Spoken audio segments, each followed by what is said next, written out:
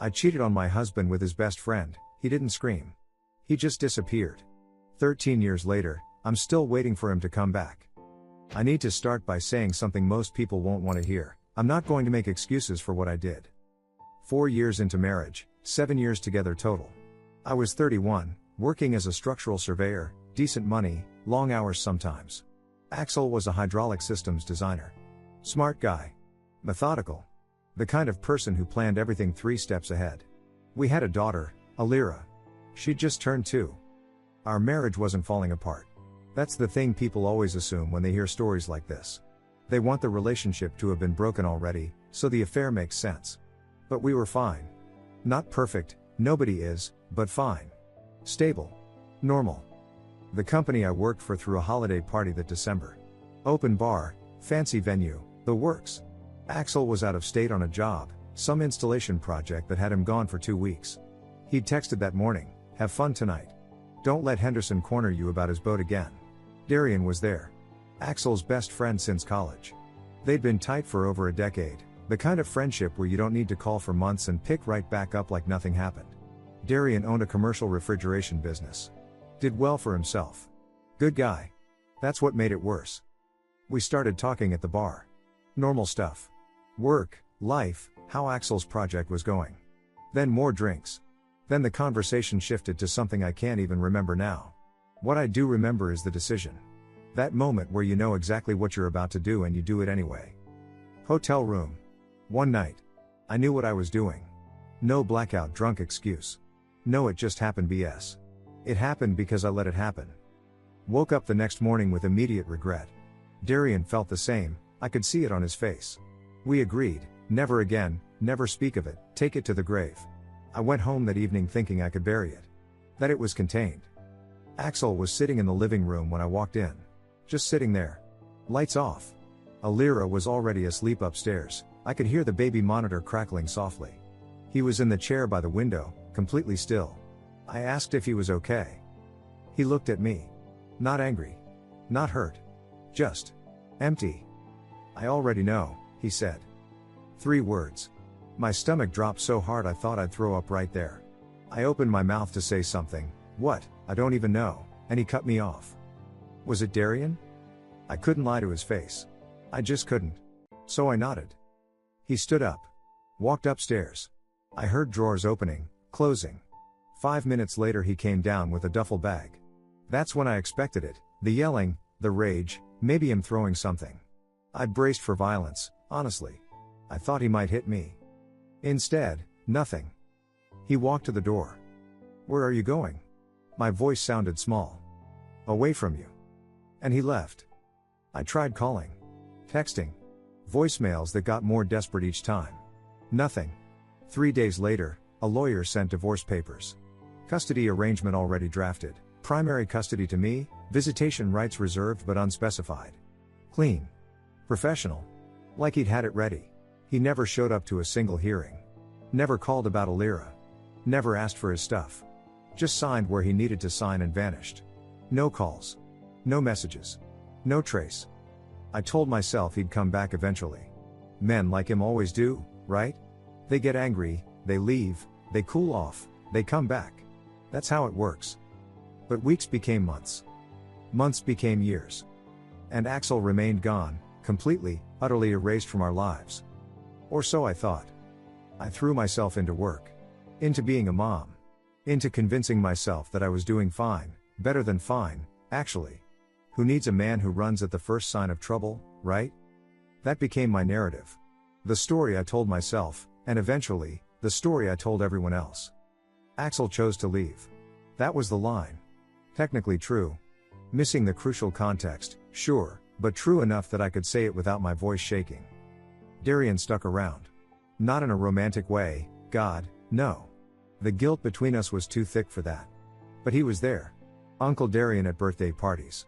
Showing up to Alira's preschool graduation. Bringing gifts at Christmas.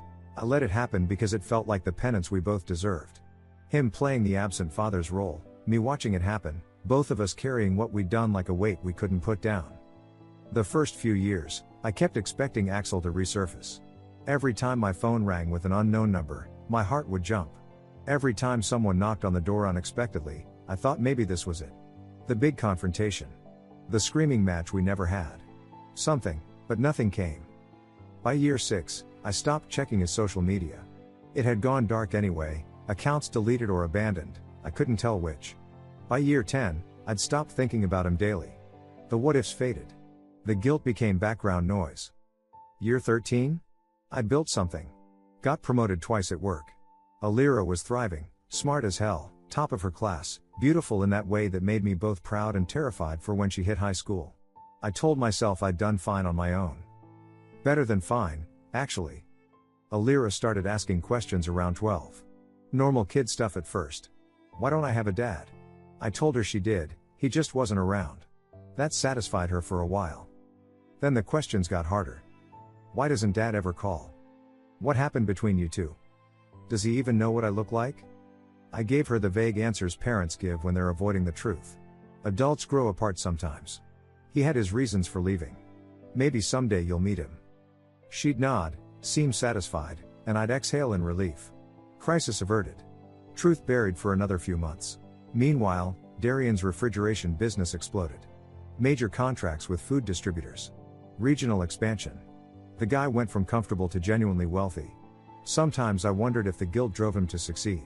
Like if he built something big enough, impressive enough, it would somehow make up for what he destroyed. I never asked him. We didn't talk about it. Ever. Alira turned 15 2 weeks before it all fell apart. I came home from work to find her at the kitchen table, doing homework. Normal Tuesday. I asked about her day, she gave me the standard teenager response, fine. Then I noticed the mail on the counter. Usual stuff, bills, catalogs, junk. But there was a thick envelope. Cream-colored paper. Nice quality. Addressed to Alira. Not the Harrison family. Not Alira and parent/guardian. Just Alira. No return address. You got something, I said, sliding it across the table to her. She looked up from her textbook, saw the envelope, and something flickered across her face. Curiosity, maybe. She opened it carefully, not tearing, actually using the letter opener I kept in the drawer. Always methodical, that kid. Got it from her father. Inside, papers. Photographs. I couldn't see details from where I stood by the counter, but I watched her face. First, pale. All the color drained out like someone had pulled a plug. Then red. Flushed, like she'd been running or was about to cry. Then cold. And that's the part that made my hands go numb. Not angry cold. Not sad cold. Just empty. All the warmth, all the life, just gone in seconds. She looked exactly like Axel had looked at me 13 years ago.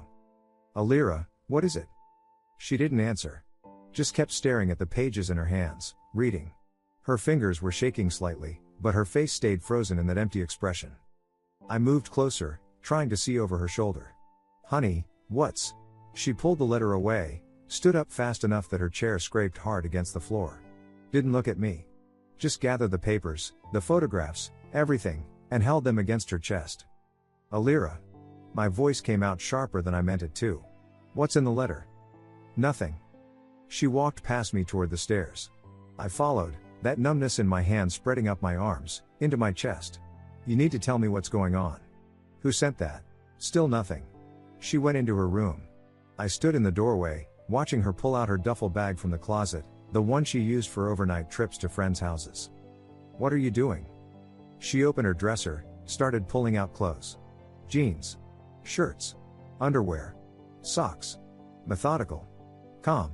Like she was packing for a planned trip, not whatever this was. I stepped into the room. Alira, stop. Talk to me. She moved around me to her bathroom, grabbed her toiletries. Toothbrush. Deodorant. The face wash she just bought last week. Alira. I grabbed her arm. Not hard, just enough to make her stop. You're not leaving this house until you tell me what the hell is going on. She looked down at my hand on her arm.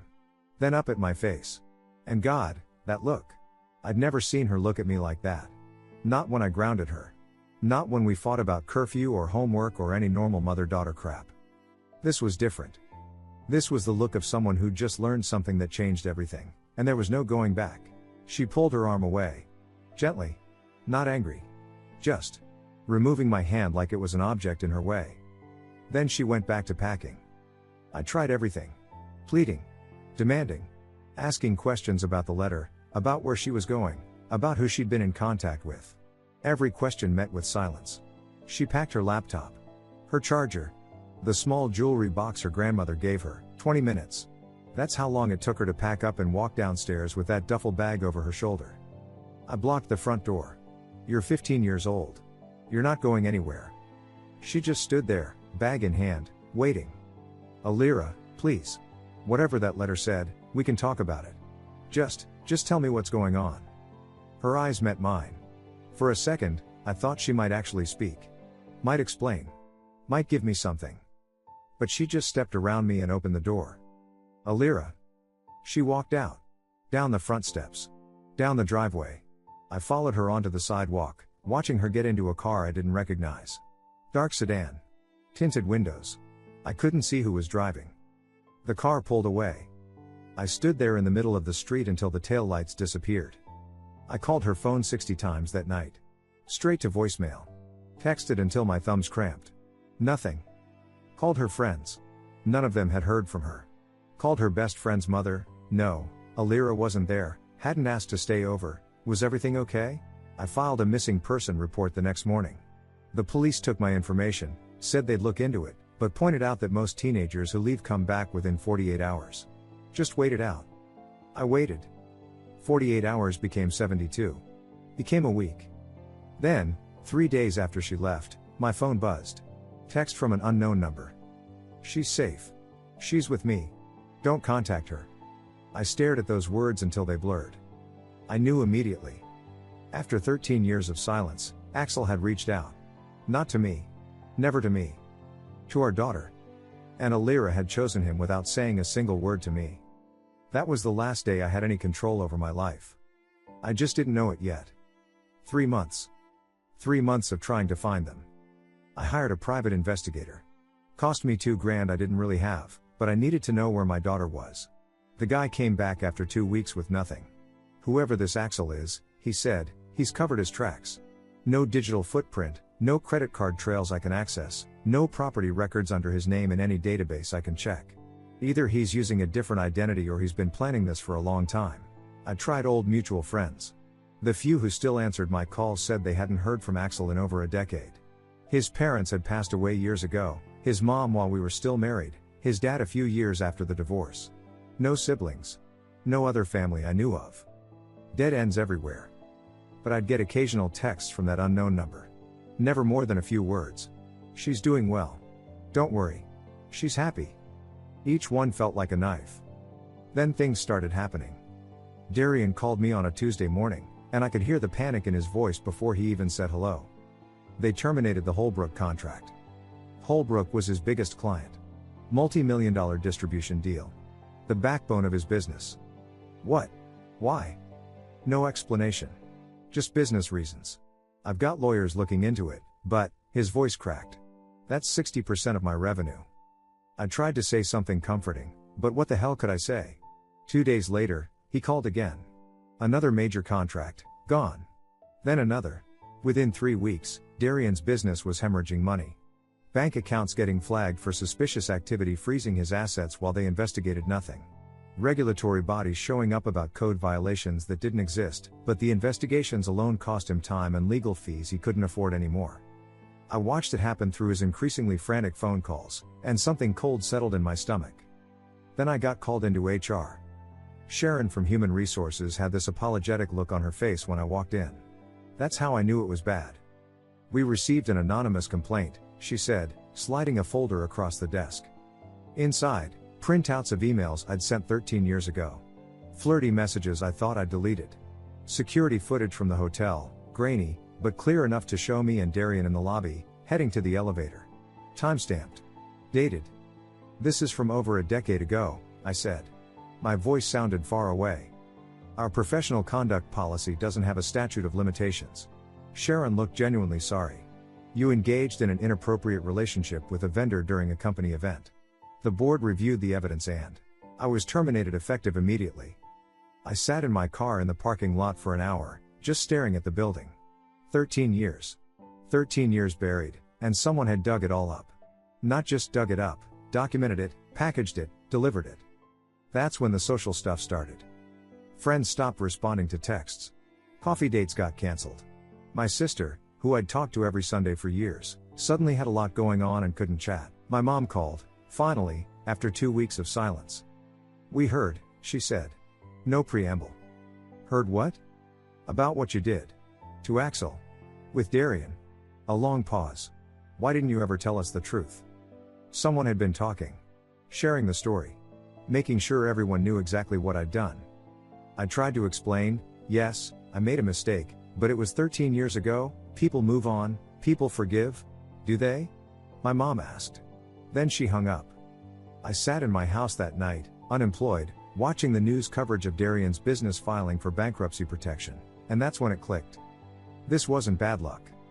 This wasn't karma. This was engineering. The same methodical, precise planning Axel used to apply to hydraulic systems, calculating pressures, flows, consequences, now applied to dismantling lives. Piece by piece, my life was being taken apart. Silently. Precisely. And I knew exactly who was behind it. But knowing didn't matter. I couldn't stop what I couldn't see. The letter from my landlord came 2 weeks after I lost my job. The house I'd lived in for 10 years, the house where I'd raised Alira, where I'd built my post-Axel life, was being sold. The mortgage had been bought out by some investment firm I'd never heard of. I had 60 days to vacate. I called the number on the letter. Got a polite representative who explained that the new owners had different plans for the property and wouldn't be renewing any existing arrangements. When I asked if I could buy it myself, she put me on hold. Came back 5 minutes later. "Ma'am, it looks like there are some issues with your credit that would prevent financing." "What issues?" She listed them. Liens. Judgments. Collections I'd never heard of. All showing up on my report like they'd always been there. All false. But fighting them would take years. And lawyers. And money I didn't have anymore. I started applying for jobs the next day. Sent out 40 applications in a week. Structural surveying positions, project management, anything in my field. 40 rejections. I broadened my search. Administrative work. Office management. Entry-level stuff I was overqualified for. Nothing. Finally, I called an old colleague who'd moved to HR at a different firm. Asked her, off the record, what was going on. "Your name flags," she said quietly. "In every background check system. I don't know why, but companies are getting warnings to stay away. It's not official, it's not anything that would show up on paper, but people talk. And whatever they're hearing, they don't want the liability." I was being systematically erased from the professional world. Darian called me one last time in early November. "It's over," he said. "No hello. Just that." "What's over?" "Everything. Business is bankrupt. Creditors are circling. And," his voice broke. "Tessa found out." Tessa? His wife of 8 years. I'd met her a handful of times at group gatherings back when Darian and I could still stand to be in the same room. Found out what? About us. About what we did. Someone sent her a letter. Anonymous. Had copies of the hotel footage, the emails, everything. She's filing for divorce. Neither of us said anything for a long moment. "This is him, isn't it?" Darian's voice was barely a whisper. "Axel's doing this." I couldn't deny it. We both knew. "I'm sorry," I said, and I meant it. Whatever I felt about Darian, about what we'd done, I never wanted this for him. "Yeah," he said. "Me too." He hung up. I never heard from him again. My family held an intervention 3 weeks before I had to move out. They didn't call it that, but that's what it was. My parents, my sister, my aunt. Sitting in my living room like it was a funeral. My mom spoke first. "We've heard the full story." "From who?" She didn't answer that. "I don't know who you are anymore. The daughter I raised wouldn't have done what you did." I tried to explain. "Yes, I made a mistake. Yes, it was terrible. But this systematic destruction of my entire life, this was insane. Disproportionate." My sister cut me off. "You broke that man. Destroyed his life. And now you're sitting here acting like you're the victim." "I'm not. You are," my father said. Quiet. Firm. "You had 13 years to live with what you did. Maybe he's just getting started." They left 20 minutes later. I moved into a 1-bedroom apartment in a cheaper part of town 2 weeks later. Found a part-time job at a retail store. barely enough to cover rent and food. Friends, gone. Family, distant. Daughter, vanished. Career, destroyed. Everything I'd built over 13 years, dismantled in months. I sat alone in that apartment one night, boxes still unpacked, and the understanding finally settled in. Axel hadn't disappeared 13 years ago. He'd prepared. Watched. Waited. And now I was living exactly what he'd designed for me. Erasure. 6 months after the letter. I was folding laundry in the apartment when someone knocked on the door. Not the doorbell, an actual knock. 3 times, deliberate. I looked through the peephole. Alira. My hands went numb. I fumbled with the chain lock, the deadbolt, nearly dropped my keys. Got the door open. She stood there in the hallway. Not the 15-year-old who'd left. A young woman now, 17, hair longer, face sharper. Poised. Certain. Alira. She walked past me into the apartment. Didn't ask permission. Just entered like she had every right to be there. I closed the door, tried to hug her. She stepped back. Not dramatically. Just a simple step that put space between us. Are you okay?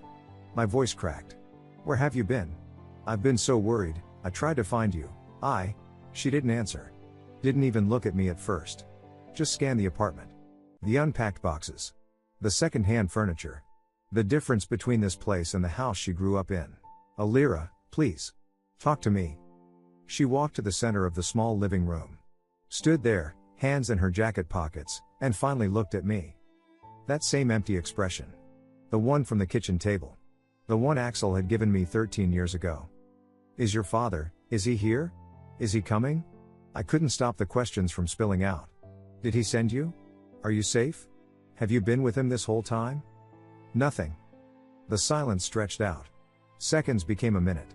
I kept talking, filling the void because I couldn't stand it. Apologizing. Explaining. Asking. Begging. She just stood there. Please, I finally said. Just tell me something. Anything. She took a breath. Looked at me the way you look at something you're about to leave behind forever. Then she spoke. 6 words. Quiet. Final. He didn't leave us. He left you.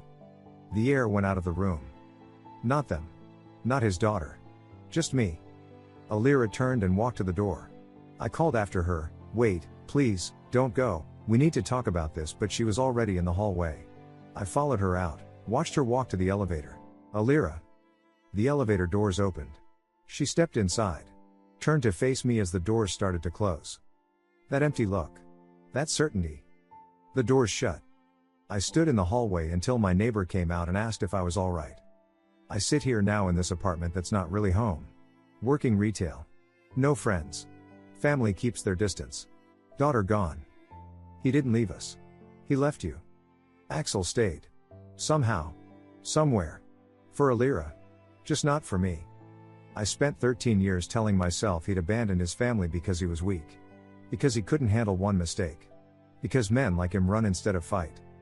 But he never ran. He just removed me from his life while staying in hers. I'm posting this here because I need to say it somewhere. Not for sympathy, I know I won't get that. Not for advice on how to fix this.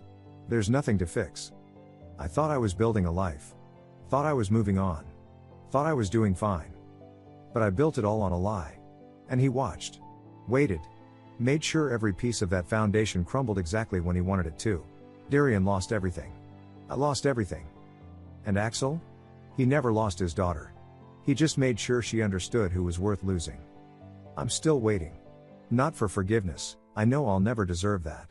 Not for him to come back, he was never really gone. I'm waiting for a man who already made sure I'd never deserve anything from him again. And the worst part?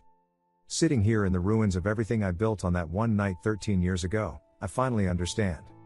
I deserve every second of this. Thank you so much for watching until the end. If you really like our videos, please don't forget to like, share, and subscribe. Have a great day.